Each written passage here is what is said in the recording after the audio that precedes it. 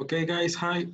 This is going to be the first video that I'm going to be doing for the next weeks. So you can have a little practice staying at your home and continue learning English. The first topic is about conditionals. Uh, Conditionals, I think that you have already listened to this topic. It's like in Spanish when we say, si pasa esto, va a pasar esto. So it's the same structures in English. Instead of saying si, blah, blah, blah, entonces, blah, blah, blah, we use some phrases. We use some phrases like if. Like I say, a conditional is something that you need to do so you can get a result, something that you need to follow. For example, you need to have X so you can have Y as a result. We have different types of conditional for different uses, and the structures are a little bit different. We have conditional number 0, 1, 2, 3, and something that is called a mix. That is the combination between conditional type 2 and type 3. Okay, como les decía, it's like in Spanish we say sí, blah, blah, blah. Instead of saying sí in English, we are going to say if. The thing that is after the if is called the if clause. The if clause is an idea. Generalmente, the clause, it has subject, verb, and complement, generally. Then after the if clause, you're going to have a comma, and then at the end, the main clause. If you start with the if clause, you need in the middle comma. But if you start with the main clause, you don't need a comma. And in both cases are correct. We have, to begin with, we have conditional number 0 or conditional type 0. And we are going to use this type of conditional when we are talking about things that are always true, facts. Pueden ser cosas científicas, como el agua hierve a 100 grados centígrados, or for example, for things that are always true for you. Por ejemplo, cuando yo le hablo a una chica, ella nunca me quiere. If it's true for you, you can use conditional number 0. The if clause is going to be in the tense present simple, and the main clause is going to be also in present simple. For example, if you freeze water, it turns into ice. This is something that always is going to happen, so you can use conditional number 0. Or also you can say, it turns into ice if you freeze water. And another example is, for example, if you say, if you have a dog, it is going to be the love of your life. If that is true for you, you can use conditional number 0. Let's continue. Now we have conditional number 1, or conditional sentences type 1 is the same.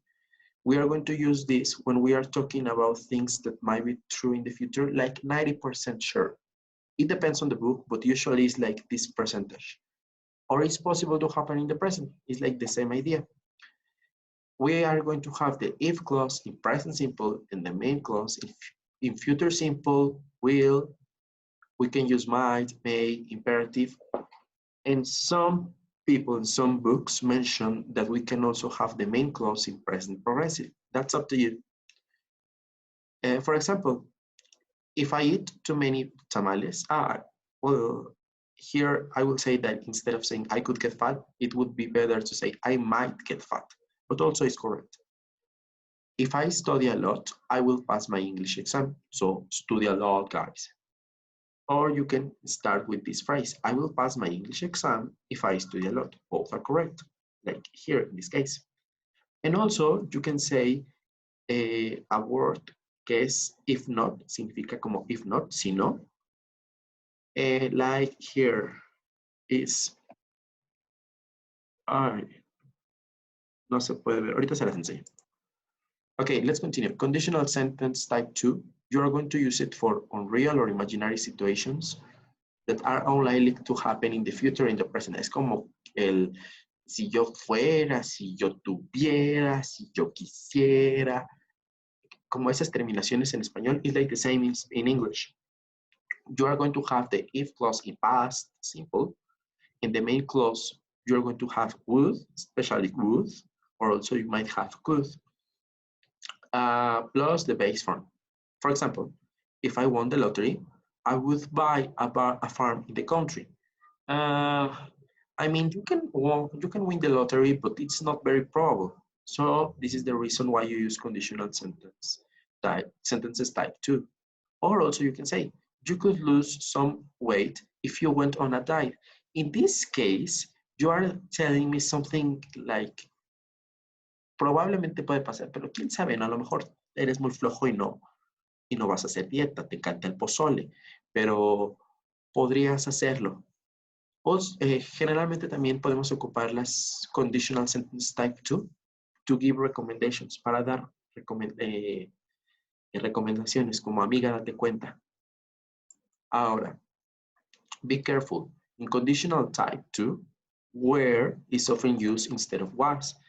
Si ya vieron mis otros videos que no los he subido, entonces no los han visto, pero luego los subiré.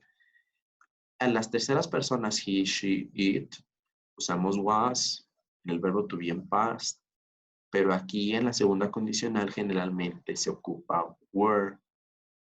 También lo mismo que ocurre con I. Instead of saying I was, it's better to say if I were. Well, I were in this case. Si dicen I was, I mean, it's correct, but it's better to say if I were. It sounds fancier. So, if I were rich, I would live in a luxurious house. Es como si fuera rico, como quizá pase. No es muy seguro, pero pues voy a usar conditional type 2 por eso mismo, ¿ok? Like I told you, we use it to express an opinion or to give an advice. Esto que no se los mencioné anteriormente es el unless. El unless can be used instead of if not, es si no, in all conditional sentences. Por ejemplo, I won't buy this car unless you agree. So this means that if you don't agree, I won't buy this car. I mean, it's like the same idea. Si tienen problemas para traducirlo en su cabeza, literalmente no lo traduzcan, solamente digan unless es if not, y ya. Ok, chicos, hasta aquí le vamos a dejar hoy. And thank you for watching.